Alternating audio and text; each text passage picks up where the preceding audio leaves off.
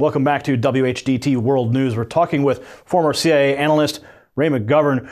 We're going into the topic of the Iranian hostage crisis. Now, Ray, from your experience of working under numerous presidential administrations, what would you say was the reasoning for the Iranian students to release the remaining hostages from the U.S. Embassy in Tehran immediately following the inaugural address of the 40th elected President Ronald Reagan?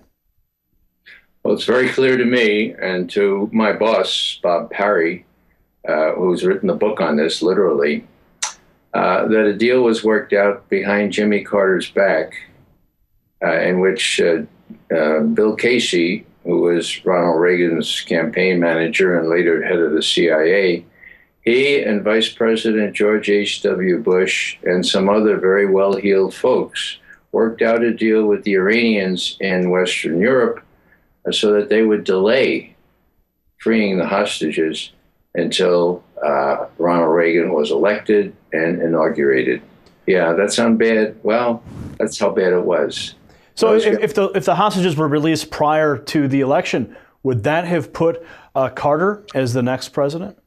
I don't know. I was serving overseas at the time.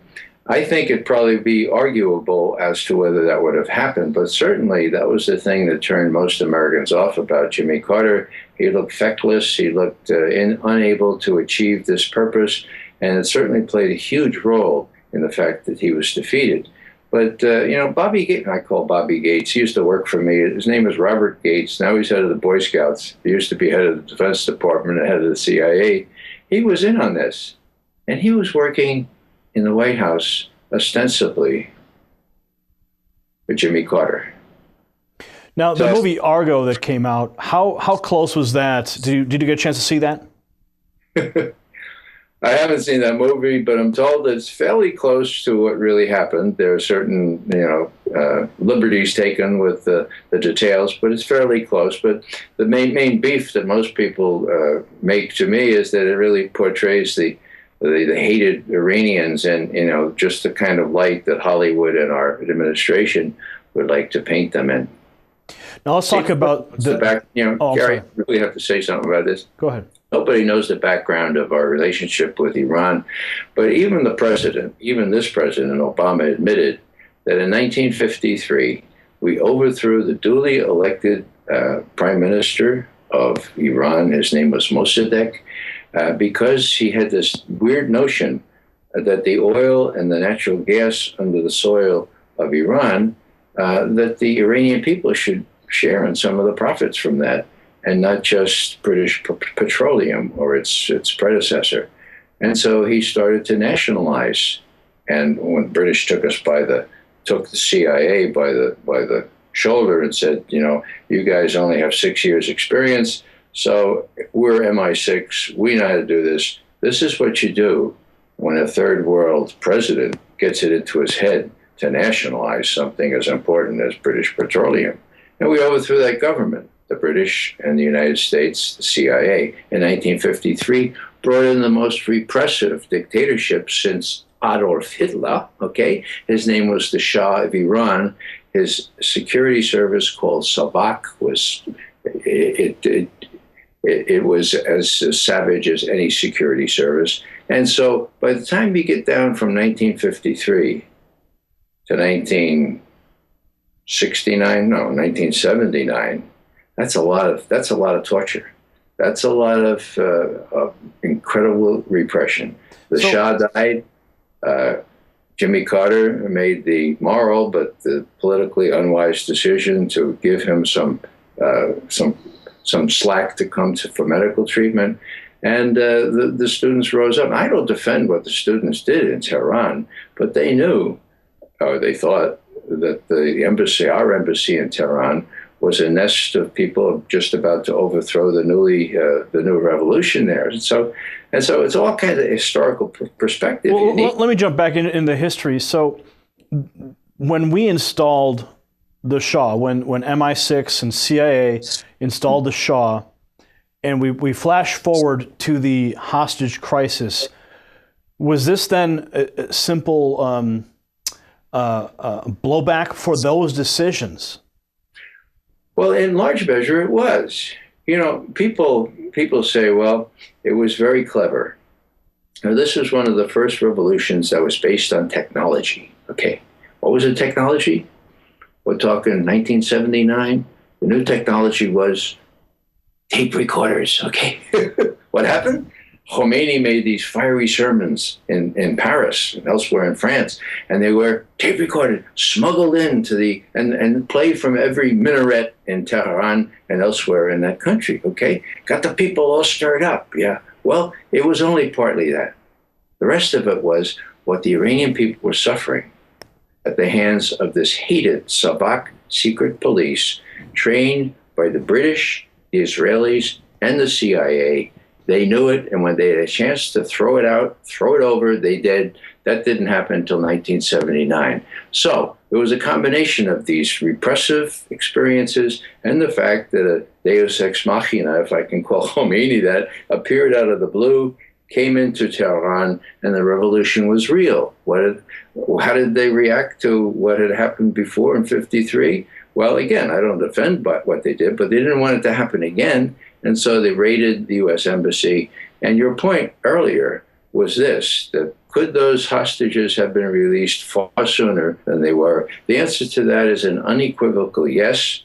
And the reason they weren't was because people like Bobby Gates, George H.W. Bush, Bill Casey went behind the back of the Carter administration, arranged their own deal with the Iranians not to do this, promising the names you just mentioned, George H.W. Bush, Bob Gates. Who were they working for at the time? What were they in? Were they in an agency? What was their position? And if they were working under the administration in some capacity, did they just then undermine the administration? Now, it's only Bobby Gates that holds the distinction of being this devious. He was working in the National Security Council of the Carter administration. He's working for Brzezinski, okay? I don't think Brzezinski knew what Bobby Gates was doing behind everybody's back, but George H.W. Bush did. That's why. Where was George H.W. Bush at the time? Well, he was out of office, obviously. He was a Republican national chairman for a while. He had been head of the CIA for a year, so he and Bobby Gates were real thick.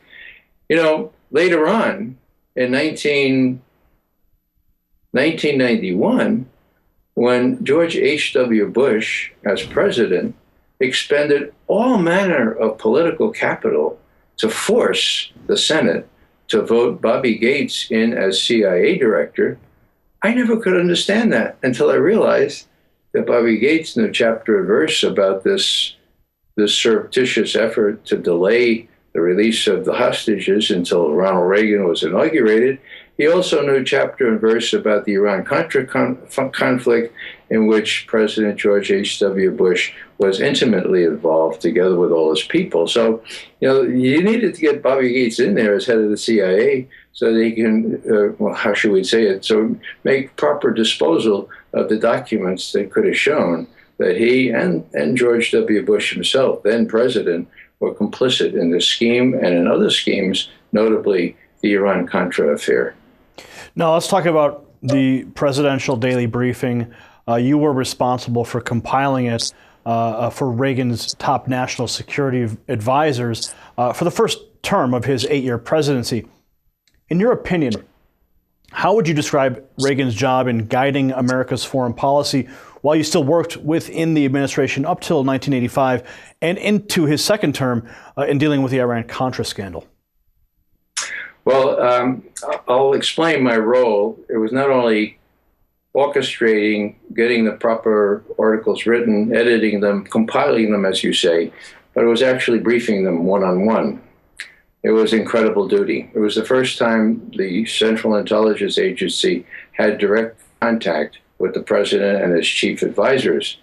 Before, you know, Henry Kissinger, Zbigniew Brzezinski, they knew all the answers, so would send down the president's daily brief in hard copy, and they would, you know, they'd figure out what to show the president. Not so this time. When Ronald Reagan was elected, we immediately inserted ourselves into the situation in Santa Barbara, showed up unannounced, said, where are the CIA briefers? And after the Secret Service sort of caught its breath, Reagan came down in his pajamas and said, "What's going on here?" And said, "Well, CIA briefing, sir." And it started then, and it continued until he was inaugurated. Okay. Now, George H.W. Bush, Vice President. So you were one of the men in that instance. These were two senior associates of mine working on the president's daily brief. They alternated week by week to be out there in Santa Barbara, receiving the president's daily brief in a secure way and briefing Ronald Reagan. And he loved the one-on-one. He loved the treatment he got. But when he got to the White House, he's in, and his Vice President, George H.W. Bush, said, "Well, now, Mr. President, this is what I envisage here. Not only you should get the one-on-one treatment, but I should. I'm the Vice President, and Secretary of State, Secretary of Defense, and your National Security Advisor. So what I recommend is that after they brief you, say about 8 o'clock, then they brief the others of us one-on-one." And Ronald Reagan said, "Well, it sounds great, George, but it's a little early, and now I'm president. So I tell you what, all those people, those are the ones that should get the one-on-one briefing. But, why don't you guys come to see me at 11:30, and you can tell me what I should worry about." So the upshot of that was that we very seldom saw the president himself, but we did, and I was involved. Every other morning, I'd see some combination of Vice President Bush, Secretary Shultz, Secretary Weinberger. There were a whole series of national security advisors that dropped like flies. And then later we said, "Mr. President, we really should add the chairman of the Joint Chiefs of Staff to this treatment." And he agreed. And so I had the pleasure of briefing General Vesey, who was head of the Joint Chiefs of Staff. And I have to tell you, that was a pleasure because he was the old school soldier. There was no doubt about his integrity and his interest in finding out what the real intelligence was. So it was really good duty. We worked in teams. I was Monday, Wednesday, Friday 1 week. The next week, the other 2 weeks, 6 days a week. We didn't do it on Sunday normally. And we were able to we were senior people. We were trusted. We were able to tell the president and others what we really thought and what the experts thought about these areas. Now, let's flash forward now to the Iran-Contra affair. How do you believe Reagan handled that situation? And how did he guide America's foreign policy? Well, that was over by the time we got to brief him. And, once he was president, instantly, it was sort of like minutes. It was coordinated exactly with the inauguration. He swears in office, the hostages are released, okay? It was a done deal. So that was the end of the Iranian focus for a while, at least, until the Iran-Contra thing came up. And then, of course, the contacts had been made with the Iranians. And, a complicated deal with the Iranians would be given some sensitive missiles from the Israeli stocks, and the money would go to the Contras or it was amazing, but it was all illegal. I remember George Bush being asked, at one point toward the end of the Iran-Contra affair, "Mr. President, the country is just really tired of all this stuff about Iran-Contra. Yeah, we violated the law. We violated the act that says we can't give that kind of weaponry to a country without congressional approval, but the country is tired." And I remember George Shultz, to his credit, says, "Mr. Obi, I didn't swear a solemn oath to protect and defend the Constitution of the United States against all enemies, foreign and domestic, until I got tired. So you will answer these questions, and you will answer them now." That's when we had some guts in Congress. Well, let me ask you this, because there was another moment during those hearings where Oliver North was asked a controversial question about a program known as Rex 84. And that question was quickly struck from the record. They didn't want to talk about it. Do you have any insight into that program that was asked during those hearings? Would you say that program name again? It was called Rex 84. I don't know for sure, but there were continuity of government operations going on in those years. Yeah, the Rex 84 program, if I can help you refresh, it was a continuity of government program that actually discussed replacing duly elected individuals across the country with military personnel in the event of catastrophic event of some sort. So do you have any insight into that? Well, yeah. People like Donald Rumsfeld, Dick Cheney, and others were involved in those plans. Thank God they never eventuated, but that's the kind of mindset we were working with in those days and later, as we sadly saw. Now, are those programs still on the books today? Well, there's a legitimate reason for thinking that if there were a nuclear exchange, there needed to be some way to hide people under various mountains in this immediate area. And so it is prudent to plan for this kind of thing. But as you can imagine, secrecy envelops it. It could be abused. It could be used to help install what Edward Snowden calls turnkey tyranny. I want to shift gears now because even today, the president has boldly admitted that the U.S. military is supplying Syrian rebels with weapons. Not just weapons, but also intelligence. And the recipients are known to contain members of Al-Qaeda. Has anything changed in America's foreign policy over the past few decades? And if so, would you say that U.S. intervention has become even more disastrous? Well, you're talking about U.S. policy toward the Middle East. And I hope your listeners and your viewers realize that U.S. policy is formed by what Israel thinks is best for it. George Washington, our first president, warned against entangling alliances. He warned against the passionate attachment of one country for the perceived needs of the other country because they are perceived to be identical to the first country. Well, that's the relationship we have with Israel. And it brings all manner of suffering to all kinds of people, including U.S. soldiers who are victims of this because of the overreach in Iraq and elsewhere. Iraq, what was Iraq all about? Well, no simple answer is allowed, but one is oil, one is Israel. Pretty much destroyed that country. It's no longer a threat to Israel, at least today, maybe tomorrow. And then the perceived need to have military bases in Iraq, to defend the oil fields and make sure that we had a strategic posture there vis-a-vis the Russians, vis-a-vis the Chinese. So it's a complicated thing, but Israel is always a major factor. Now, what's happening today with respect to Iran, if there were to be a war against Iran, those three factors that I mentioned, oil, Israel, and permanent military bases, well, they may have played sort of equal roles, 33% each in Iraq. Against Iran, it would be 80% Israel and the rest, some strategic consideration. So what I'm saying here is that to the degree the U.S. is losing out big time in the Middle East, it's because we think that what Israel thinks is best for it is best for us. You talked about Syria, okay? Who profits from a continual conflict between Sunni and Shia, where they're at each other's loggerheads, where they're killing each other off, as in Syria, as in the wider area around Syria, Iraq, and the other, Jordan, Lebanon? Who profits from that? The Israelis do. They've been up front. They've admitted it. They've said, look, the preferred solution for Syria is no solution. Why? Well, as long as they're killing each other off, they're no threat to Israel. They've said that. High-level Israeli officials have said that. Now, what does that mean? Well, that means the Israelis are just happy to keep this thing going.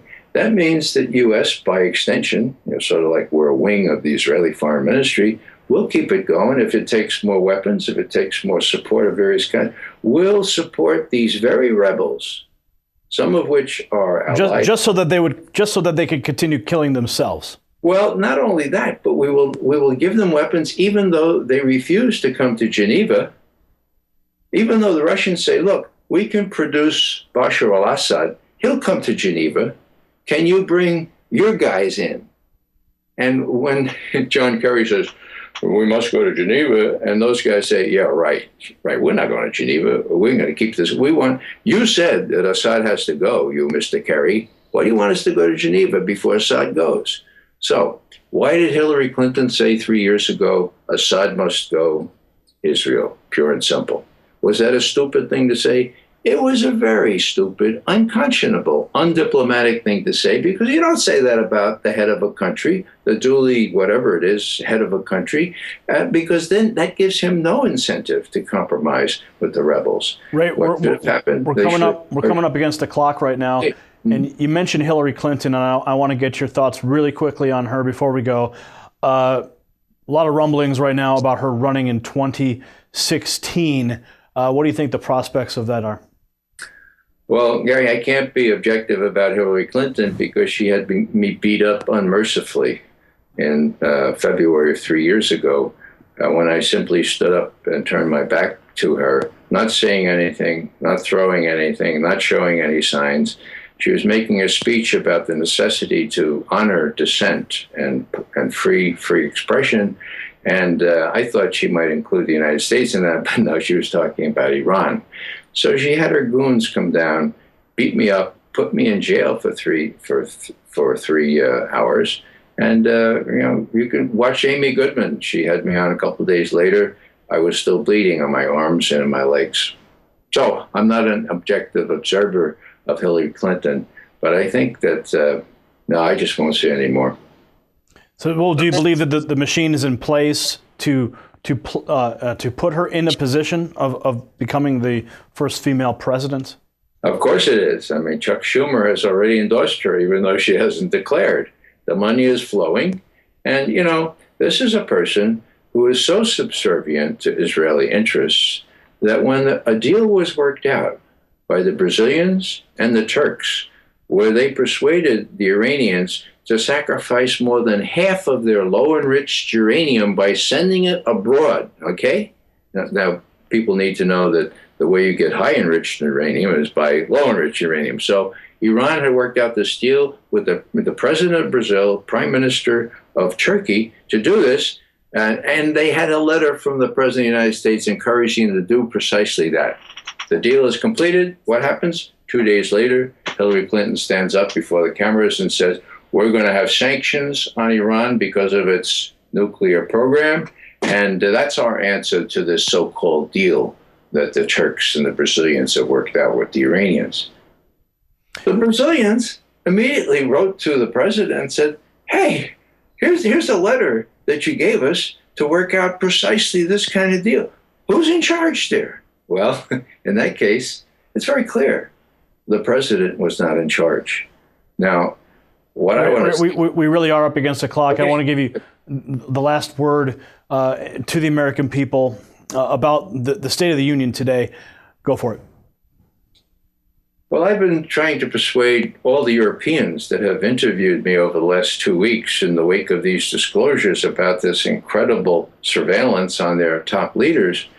I've been trying to convince them that my problem is the surveillance on all the rest of us, that we have an incipient fascism coming in this country, where the corporations, the government, the media, the intelligence services, even the Congress are all enmeshed, okay? It's very close to the classical definition that Mussolini gave to fascism. So what am I saying? I'm saying to the Europeans, look, you know what it's like. You went through it, okay? Some of you are old enough to remember it. Tell us what it's like before it's too late. Tell us what it's like and redeem what my father's generation did in driving fascists out of Europe.